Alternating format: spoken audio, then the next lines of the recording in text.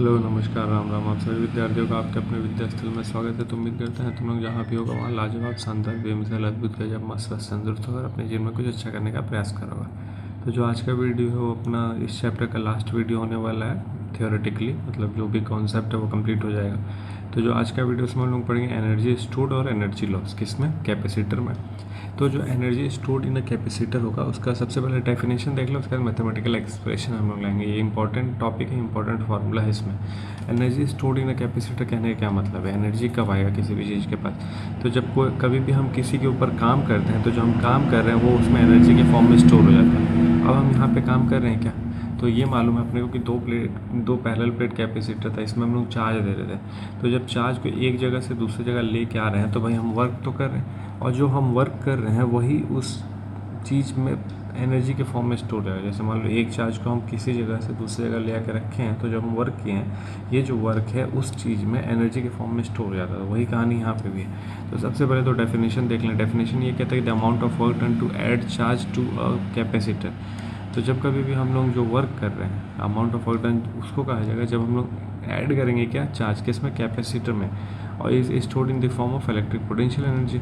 और वो जो वर्क है जो हम कर रहे हैं, एक छोटा सा चार्ज डी क्यू देने में कैपेसिटर को, वो किस फॉर्म में स्टोर हो जाएगा? तो वो फॉर्म हो जाएगा इलेक्ट्रिक पोटेंशियल एनर्जी के फॉर्म में स्टोर हो जाएगा उस कैपेसिटर में। ठीक है, ये भी आप ध्यान रखना कि जो भी हम वर्क करेंगे कैपेसिटर में डी क्यू चार्ज देने के लिए, छोटा सा वर्क जो भी होगा वो उस पैरेलल प्लेट कैपेसिटर में पोटेंशियल एनर्जी के फॉर्म में स्टोर हो जाता है। तो ये तो कहानी हो गया, डेफिनेशन हो गया। अब इसका डेरिवेशन देखा जाए तो डेरिवेशन क्या कहेगा? तो सबसे पहले डेरिवेशन यही कहेगा कि हमको वर्क निकालना है तो हम क्या करेंगे? तो अपने को मालूम होना चाहिए एक फार्मूला कैपेसिटेंस वाला। तो let Q be the charge and the potential of the plates is V. Then capacitance का formula C is equals to Q upon, इतना मालूम है अपने को। अब हम लोग वर्क निकाल लेंगे। तो ऐड डी क्यू चार्ज, यहाँ बात किया था ना, ऐड चार्ज टू कैपेसिटर। तो हम क्या डी क्यू छोटा सा चार्ज ऐड करें? Add D Q charge to the capacitor, then the work dW will be।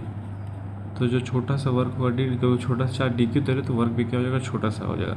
वो कितना हो जाएगा? तो वो अब देख लीजिए कितना हो जाएगा। एक ही पेन है तो थोड़ा सा ये हो जाएगा, कलर चेंज कर लेते हैं पेन का। तो जो छोटा सा वर्क डी डब्ल्यू हो जाएगा वो बराबर हो जाएगा किसके? डी क्यू वी के, पोटेंशियल वी के। भाई पिछले में फार्मूला देखें हम, डब्ल्यू इज इक्वल्स टू क्या होता है? Q V. तो W is equals to Q V होता है, तो D W is equals to D Q V हो जाएगा। ठीक है, इतना हो गया। अब हम क्या करेंगे? इसको इंटीग्रेट करेंगे, क्योंकि पूरा वर्क निकालना है। तो इंटीग्रेट करने के लिए हम क्या करेंगे? इंटीग्रेशन का साइन 0 से डब्ल्यू, मतलब पहले कोई वर्क नहीं हो रहा था और टोटल वर्क क्या है? डब्ल्यू। तो डब्ल्यू हो गया डी डब्ल्यू। यहाँ पर इंटीग्रेशन कहाँ से कहाँ? डी क्यू से, मतलब डी क्यू का इंटीग्रेशन करना वी के लिए। तो डी क्यू का लिमिट लगेगा। तो स्टार्टिंग में चार्ज कुछ भी नहीं था, बाद में चार्ज कितना हो जाएगा? Capital Q. अब इसको डिराइव करके सॉल्व करना है, तो नीचे सॉल्व करते हैं। और नीचे जाने के लिए अपने पास एक ही हथियार है, डायग्राम का इस्तेमाल कीजिए और नीचे जाइए ऐसे करके। बस ठीक है। तो ये हो गया, इसको इधर कर लेते हैं। अब इंटीग्रेट करेंगे, तो इंटीग्रेट करेंगे तो यहाँ तो सीधा सीधा क्या आ जाएगा? डब्ल्यू आ जाएगा, है ना, बड़ा सा डब्ल्यू के नीचे खा जाना याद आ रहा था माल। तो ये बड़ा सा डब्ल्यू आ गया। अब यहाँ पे वी को हम लोग अभी हम लोग क्या देखते थे? सी इज इक्वल्स टू क्या होता है? क्यू अपन में वी। यहाँ से अगर वी को लिखने जाएंगे तो क्या लिख देंगे? क्यू सी लिख देंगे। तो वी की जगह पे क्या लिख देंगे? Q C. और ये क्या अपने पास? D Q. तो क्यू सी को स्मॉल क्यू लिख देते हैं यहाँ पे फिलहाल। ये अपने पास स्मॉल क्यू सी, और उसके बाद लिमिट जो है अपने पास कैपिटल क्यू और 0। अब क्या होगा? ये क्यू इंटीग्रेट होगा डी क्यू के रेस्पेक्ट में, सी को बाहर निकाल दे, क्यू को इंटीग्रेट करेंगे तो आएगा क्यू स्क्वायर अपॉन में 2, और लिमिट क्या है? 0 से कैपिटल क्यू, और ये अपने पास डब्लू। फिर डब्लू आएगा, डब्लू के साथ क्या हो जाएगा? तो यहाँ लिख देंगे half C capital Q square. क्या ये समझ आया? इतना बात समझ आया? हम यहाँ पे क्या लिख सकते हैं कि जब हम इसको कैपिटल क्यू को स्मॉल क्यू को इंटीग्रेट करेंगे तो क्यू स्क्वायर अपॉन में 2 आएगा, Q square upon 2।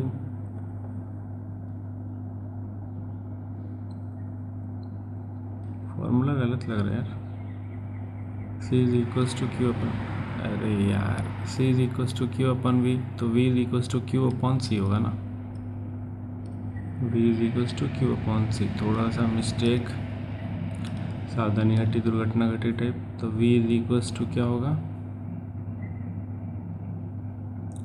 q upon सी।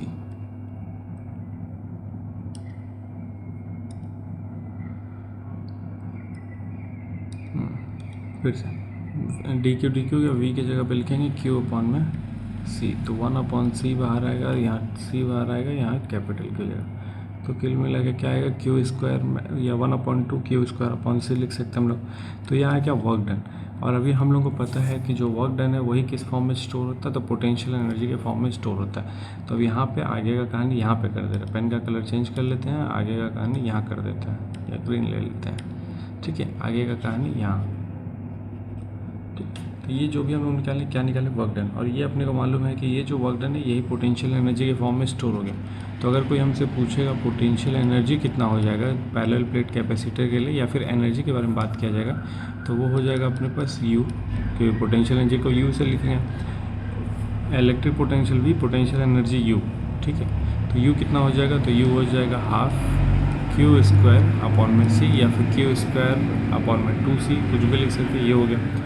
देखो फिर से अगर इसमें खेला जाए, इसमें खेलने का क्या मतलब हो गया कि अगर हम लोग Q के लिए देखेंगे तो Q की जगह आप क्या लिख सकते हैं, CV लिख सकते हैं। तो U is equals to half Q की जगह पे CV का स्क्वायर अपॉन में C।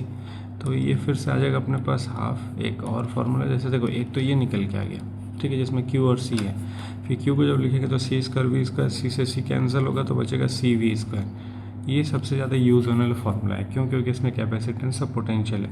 ये भी एक फार्मूला है जिसमें चार्ज और कैपेसिटेंस है, ये एक फार्मूला है जिसमें पोटेंशियल और कैपेसिटेंस है। एक फार्मूला और आ जाएगा, क्या आ जाएगा, जैसे यहाँ पे हम क्या लिखें, Q is equals to CV लिखे थे, Q की जगह पे CV, फिर CV लिखे, फिर CV लिखे। V की जगह पे क्या लिख सकते हैं, Q अपॉन में C। V की जगह पे अगर Q अपॉन में C लिखेंगे तो वापस ये आ जाएगा, ठीक। Q की जगह पे CV अगर लिख के देखा, Q की जगह पे CV हो गया। C की जगह पे अगर Q अपॉन V लिख दें, C की जगह पे, यहाँ इस वाले फार्मूले में C की जगह पे, या फिर इसे में C की जगह पे Q अपॉन V कर दें, तो हाफ हो गया। C की जगह पे Q अपॉन V हो गया और V स्क्वायर हो गया, तो कैंसिल। तो क्या बचा फिर अपने पास, एक और फार्मूला, हाफ QV, ठीक है। तो 3 फार्मूला निकल गया अपने पास अलग अलग इस्तेमाल के लिए। जैसे ये कैपेसिटेंस और चार्ज के लिए, ये है कैपेसिटेंस और पोटेंशियल के लिए, ये है चार्ज और पोटेंशियल के लिए। तो उम्मीद करते हैं कि जो भी चीज़ें थी सब समझ आई होगी। इसमें क्या था, तो वर्क डन जो है, वर्क डन ही पोटेंशियल एनर्जी के फॉर्म में स्टोर होगा। तो पहले हम वर्क डन निकाल लें। वर्क डन जो है वही पोटेंशियल एनर्जी का, फिर उसके बाद वैल्यू पुट किया। वैल्यू पुट किया जो फार्मूला है कैपेसिटेंस का, उसको अलग अलग तरीके से रख के अलग अलग फार्मूला है। तो ये तीनों इंपॉर्टेंट फार्मूला है पोटेंशियल एनर्जी के लिए किसी भी कैपेसिटेंस में। तो हम लोग अभी क्या निकाले हैं electric potential energy stored in a capacitor. अब हम लोग निकालेंगे एनर्जी डेंसिटी, उसके लिए इसको हम साफ करेंगे, फिर चलेंगे एनर्जी डेंसिटी पे। तो अपने पास एनर्जी डेंसिटी मतलब सिंपल फार्मूला डेंसिटी क्या, मास बाई वॉल्यूम, मतलब डिवाइड करते हम लोग वॉल्यूम से, एरिया से, लेंथ से, जैसा डेंसिटी निकालना है। तो यहाँ पे हम लोग को निकालना energy density.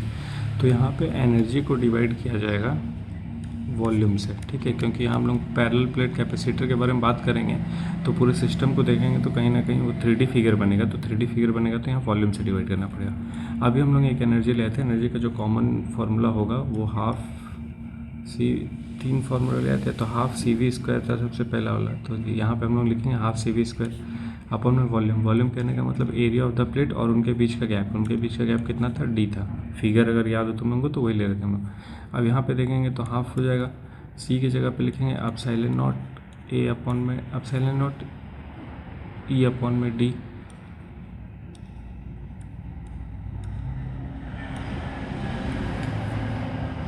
Epsilon not A upon में D था सर ना। ये सब फार्मूला पीछे आ चुका है। उसके बाद V पोटेंशियल में हम लोग लिखेंगे E dot D, electric field into उनके बीच का गैप D जो था वो, और ये स्क्वायर में है, फिर अपॉन में A D, ठीक है। अब यहाँ पे कर लेते हैं आगे सर, यहाँ पे कर लेते हैं। तो यहाँ पे जब हम लोग लिखने जाएंगे तो half epsilon not a upon में डी, फिर ये हो जाएगा E square D square upon में A D.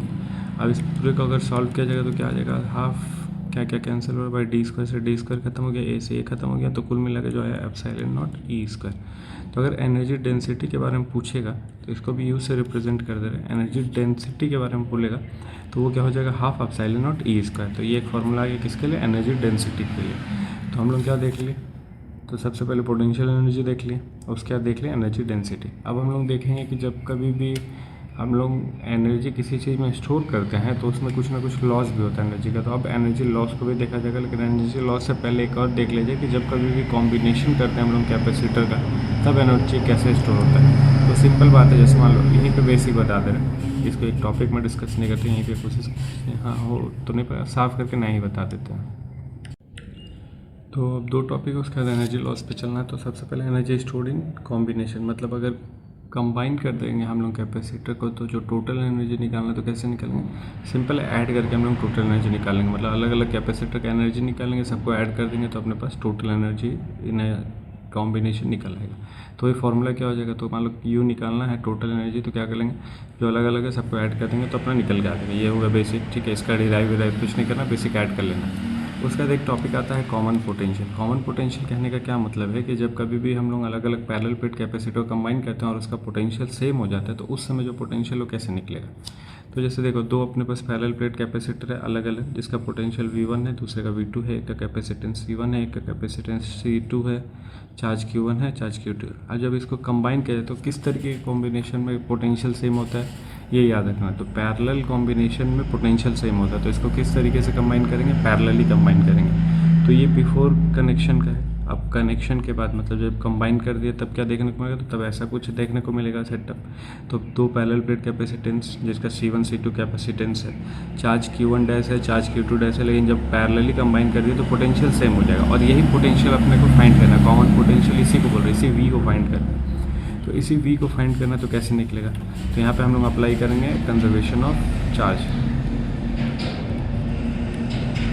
Conservation of charge के अकॉर्डिंग स्टार्टिंग में जितना चार्ज था वही फाइनल में चार्ज रहेगा। तो स्टार्टिंग में चार्ज कितना था, Q1 प्लस Q2, फाइनली कितना चार्ज है, Q1 dash plus Q2 dash, ये रहेगा कंजर्वेशन ऑफ चार्ज के अकॉर्डिंग। Q का फॉर्मूला क्या हो जाता है, C का फॉर्मूला क्या है, तो C का फॉर्मूला था Q अपॉन V, तो यहाँ से Q का फॉर्मूला क्या हो जाएगा, CV।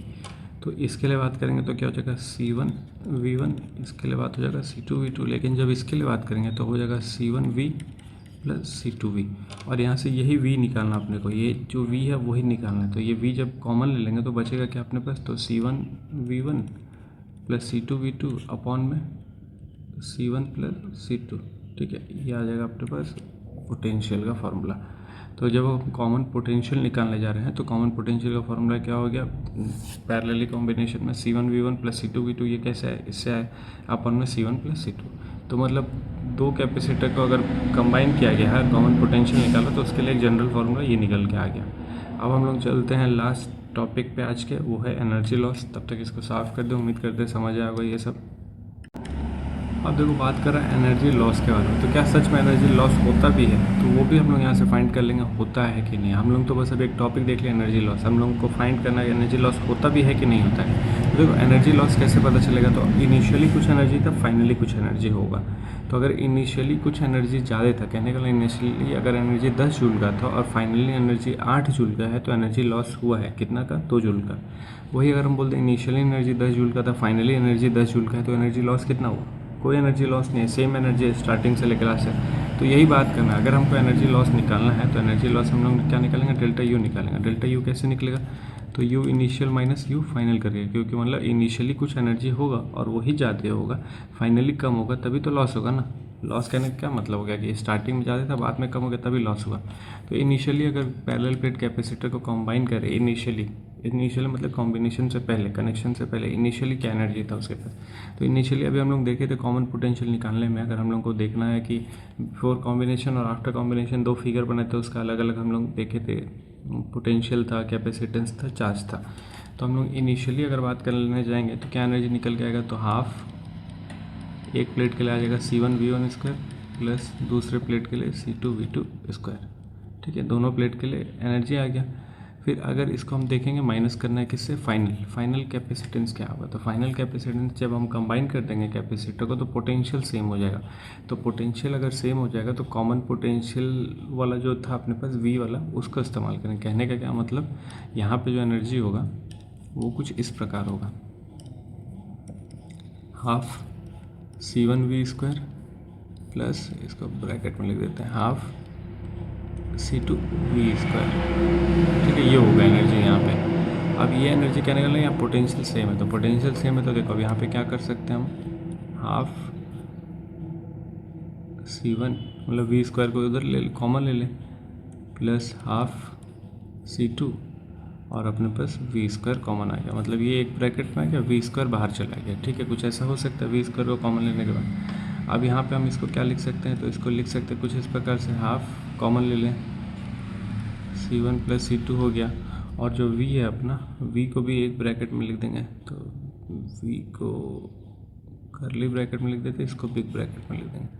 तो V अपने पास क्या आएगा, तो V आएगा जो कॉमन पोटेंशियल का फॉर्मूला निकाले तो वो क्या निकाले थे, तो C1V1 प्लस C2V2 अपॉन में C1 प्लस C2 ये निकाले तो, और ये स्क्वायर में होना है।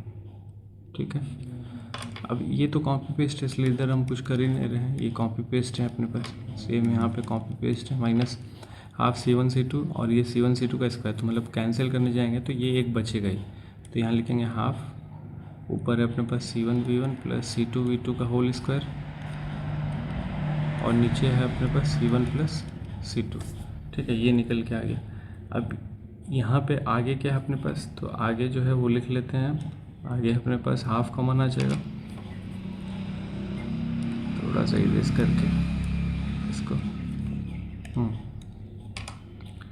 आगे अपने पास हाफ कॉमन, एक ब्रैकेट में होगा C1V1 square plus C2V2 square. ठीक है, तो ये है C1V1 स्क्वायर इतना।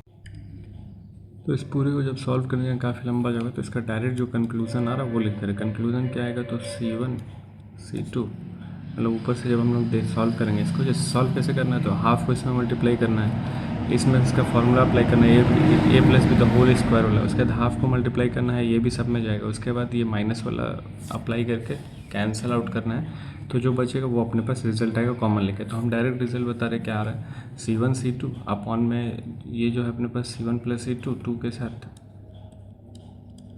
C1 प्लस C2 और यहाँ पे पोटेंशियल रहेगा। पोटेंशियल क्या आएगा, तो V1 माइनस V2 का होल स्क्वायर।